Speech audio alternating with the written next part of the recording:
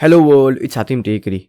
आज इस वीडियो में हम डिस्कस करेंगे कि function scope and block scope में क्या डिफरेंस है।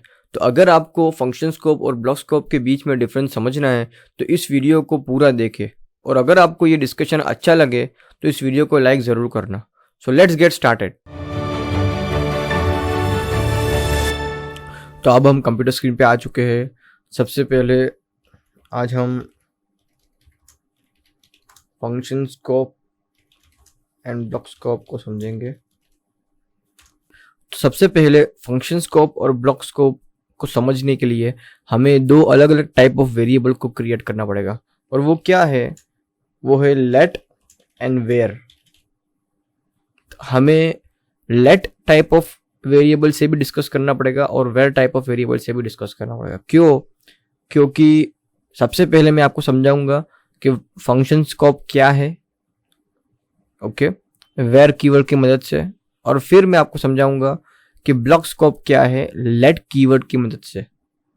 क्योंकि जो लेट कीवर्ड से हम वेरिएबल क्रिएट करते हैं वो ब्लॉक स्कोप में वर्क करता है, और जो वेयर कीवर्ड से हम वेरिएबल क्रिएट करते हैं वो फंक्शन स्कोप की तरह फंक्शन स्कोप में वर्क करता है। तो अगर मैं शॉर्ट में कहूँ, जो वेयर है वो फंक्शन स्कोप में वर्क करता है, मतलब कि फंक्शन स्कोप की तरह वर्क करता है, और जो लेट है वो ब्लॉक स्कोप की तरह वर्क करता है। तो उसके लिए हमें लेट और वेयर को यूज करना पड़ेगा। So let start the tutorial. सबसे पहले हम वेयर कीवर्ड की मदद से एक वेरिएबल क्रिएट करते हैं, a equal to first. Okay, अब हम एक फंक्शन क्रिएट करते हैं, एरो फंक्शन। अगर आपको पता नहीं है कि एरो फंक्शन क्या है तो मैंने एक वीडियो क्रिएट की है एरो फंक्शन के रिलेटेड, तो ये वीडियो ज़रूर देखना। अगर आपको एरो फंक्शन नहीं आता है तो मैं इस वीडियो को आई बटन में भी रख दूंगा, जिससे कि आपको वो वीडियो इजीली मिल जाए। तो अगर आपको एरो फंक्शन नहीं पता है तो उस वीडियो को ज़रूर देखना। हमने एक फंक्शन क्रिएट कर लिया है। अब यहाँ पे मैं लगाऊंगा if b is equal to true,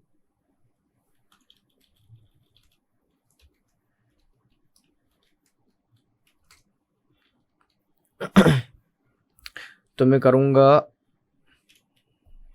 a equal to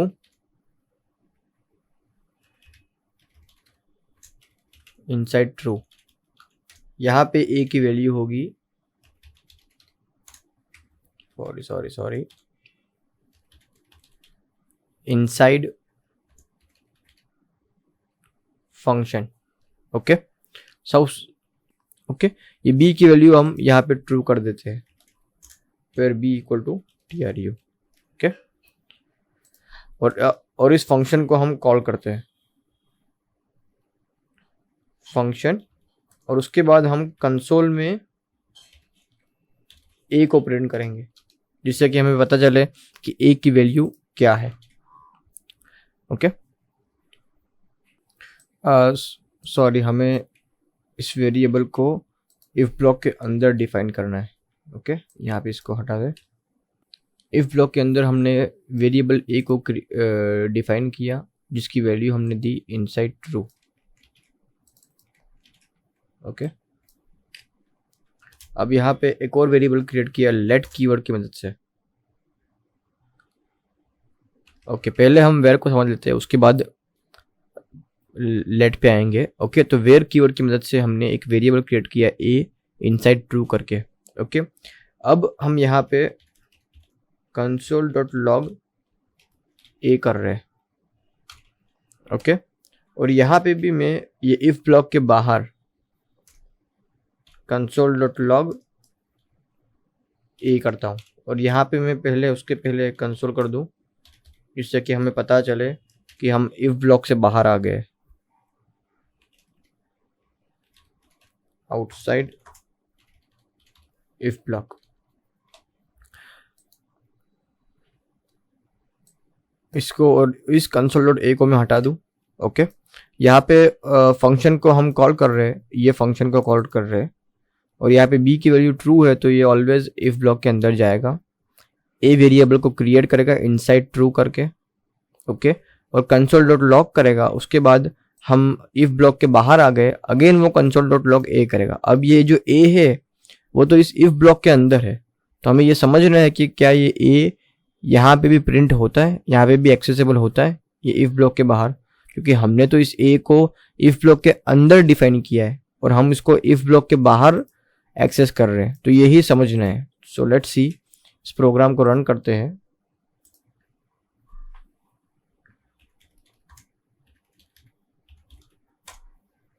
अब इस प्रोग्राम को हमने रन किया तो ये प्रिंट किया इनसाइड ट्रू। सबसे पहले ये रहा इनसाइड ट्रू, ओके। उसके बाद आउटसाइड इफ ब्लॉक, ये आउटसाइड ये वाला स्टेटमेंट प्रिंट हुआ। उसके बाद अगेन हमने कंसोल डॉट लॉग ए किया है। यहाँ पे अगर मैं एक स्टेटमेंट और जोड़ दूँ तो आई थिंक सो इजी होगा समझना। Outside, okay. अब मैं प्रोग्राम को रन करूँ तो देखिए इसने क्या दिया, inside true, outside if block और आउटसाइड इनसाइड ट्रू। मतलब इस ए को प्रिंट किया, इस ए को आउटसाइड के जोड़ा, मतलब कि ये स्टेटमेंट, ये वाला स्टेटमेंट एग्जीक्यूट हुआ, ओके। मतलब कि ए की वैल्यू, हमें इस ए की वैल्यू इफ ब्लॉक के बाहर भी मिल रही है। हालांकि हमने ये ए को तो इफ ब्लॉक के अंदर डिफाइन किया है, तब भी हमें इस ए की वैल्यू ये इफ ब्लॉक के बाहर मिल रही है। हाँ, अगर मैं यहाँ पे कंसोल डॉट लॉग ए यहाँ पे करूंगा, ये फंक्शन के बाहर अगर मैं कंसोल डॉट लॉग ए करूंगा, चलिए देखते हैं क्या आउटपुट आता है। यहाँ पे मैं क्लीन करूं, अब इस प्रोग्राम को रन करें। देखिए ये आउटपुट दे रहा है कि ए वेरिएबल डिफाइन ही नहीं है। ये जो कंसोल डॉट ए है, ए इज नॉट डिफाइन, क्योंकि यहाँ पे इसको ए की वैल्यू मिल ही नहीं रही है, क्योंकि हमने कहीं पे भी ए को डिफाइन नहीं किया है, तो इसीलिए ये एरर दे रहा है। अगर इस लाइन को हम कमेंट करें, अगेन सेव करें और प्रोग्राम को रन करें, तो ये परफेक्टली प्रिंट हुआ है। और इस प्रोग्राम से हमें ये समझ आ रहा है कि जब हम वेरिएबल को वेयर कीवर्ड की मदद से क्रिएट करते हैं, या वेयर कीवर्ड को यूज करके हम वेरिएबल को क्रिएट करते हैं, तब वो वेरिएबल फंक्शन स्कोप की तरह वर्क करता है, या फंक्शन स्कोप, तब वो वेरिएबल फंक्शन स्कोप की तरह बिहेव करता है। मतलब कि ये वेरिएबल हमने इस फंक्शन के अंदर जहां पे भी क्रिएट किया है, हम इस वेरिएबल को इस पूरे फंक्शन के अंदर एक्सेस कर सकते हैं। मतलब कि ये जो है, ये जो ब्रैकेट है, ये और ये, इसके बीच का जो भी कोड है उसको हम बोलेंगे फंक्शन स्कोप। इन दोनों ब्रैकेट के बीच में जो भी कोड आएगा वो फंक्शन स्कोप कहलाएगा।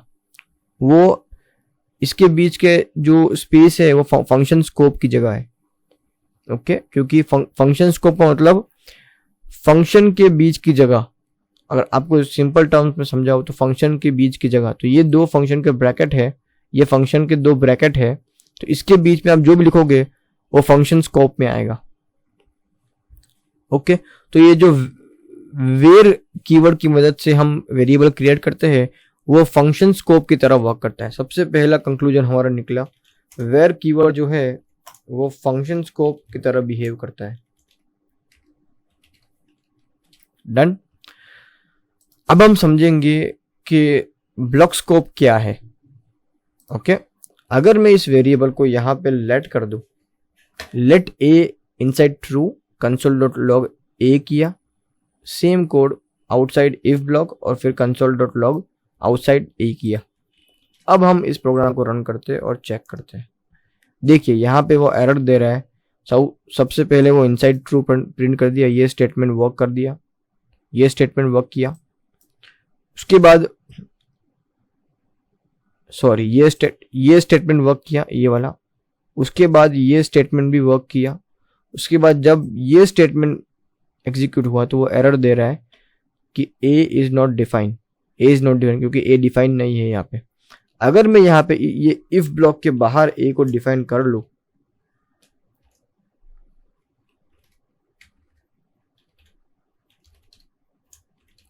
इनसाइड फंक्शन बट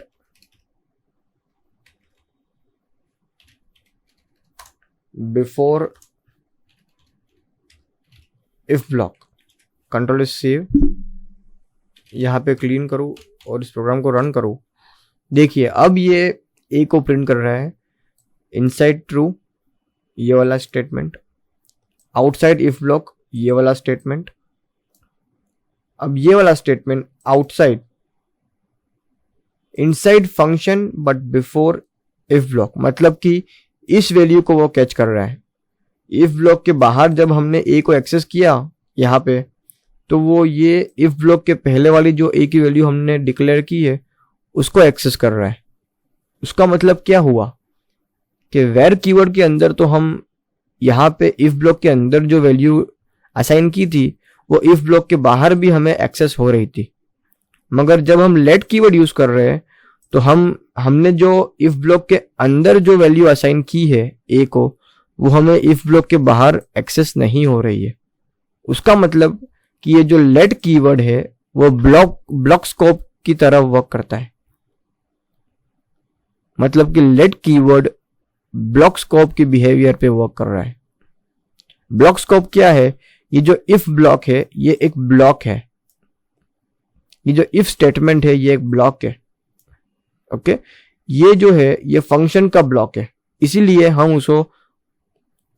हम उसको फंक्शन स्कोप कहते हैं। तो ये भी एक ब्लॉक है, ये भी एक ब्लॉक है। ये ब्रैकेट, दो ब्रैकेट के अंदर जो भी आएगा, ये दो ब्रैकेट को हम एक ब्लॉक बोलते हैं,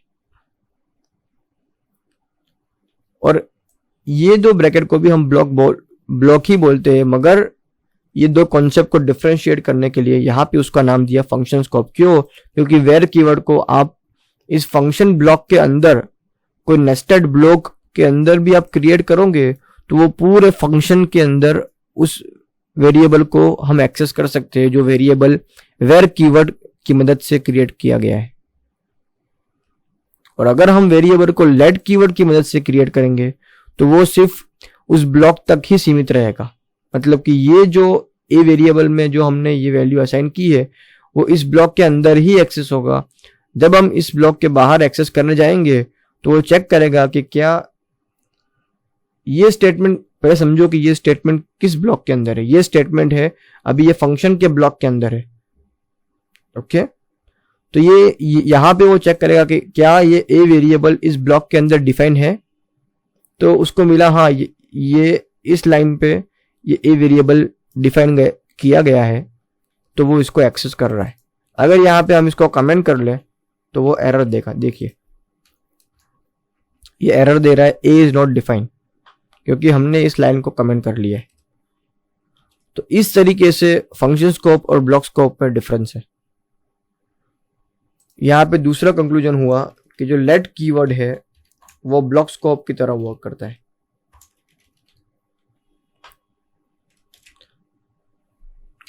अगर हम वेर कीवर्ड यूज करेंगे तो वेर कीवर्ड फंक्शन स्कोप के बिहेवियर पे वर्क करता है, और लेट कीवर्ड जो है वो ब्लॉक स्कोप के बिहेवियर पे वर्क करता है। फंक्शन स्कोप क्या है कि अगर आपने वेरिएबल को वेर कीवर्ड की मदद से उस फंक्शन ब्लॉक के अंदर डिक्लेयर किया है, वो भले अंदर नेस्टेड ब्लॉक में क्यों ना हो, हम उस वेरिएबल को throughout the function access कर सकते हैं। मगर ब्लॉक स्कोप क्या है कि अगर हमने वेरिएबल को लेट कीवर्ड की मदद से क्रिएट किया है तो वो वेरिएबल वो ब्लॉक तक ही सीमित रहेगा। अगर हमने एक फंक्शन के अंदर एक और नेस्टेड ब्लॉक बनाया है, for example if block, program में बहुत सारे ब्लॉक क्रिएट कर सकते हो आप।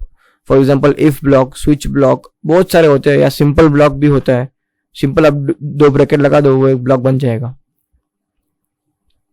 तो अगर आपने लेट कीवर्ड की मदद से कोई वेरिएबल क्रिएट किया है और अगर वो फंक्शन के इनसाइड नेस्टेड ब्लॉक के अंदर है तो वो वेरिएबल वो नेस्टेड ब्लॉक तक ही सीमित रहेगा। वो नेस्टेड ब्लॉक के बाहर हम उस वेरिएबल को एक्सेस नहीं कर सकते, नेस्टेड ब्लॉक के बाहर और फंक्शन के अंदर। ओके, तो इसीलिए ये एग्जांपल में हमें ये क्लियर समझ आता है कि हमने ये जो इफ ब्लॉक के अंदर जो वैल्यू डिफाइन की है वो हमें इफ ब्लॉक के बाहर वो एक्सेस नहीं हो रही है।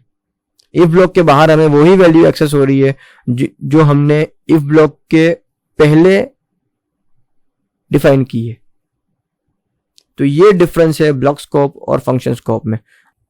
अगर आपको ये कॉन्सेप्ट अभी भी क्लियर नहीं हुआ है तो आप इस वीडियो को 2 बार 3 बार देखिए, क्योंकि आपको बहुत ही ध्यान से सुनना पड़ेगा, समझना पड़ेगा, तभी आपको क्लियर पिक्चर माइंड में क्रिएट होगा कि ब्लॉक स्कोप और फंक्शन स्कोप में क्या डिफरेंस है। So that's it for this video, I will see you in the next one.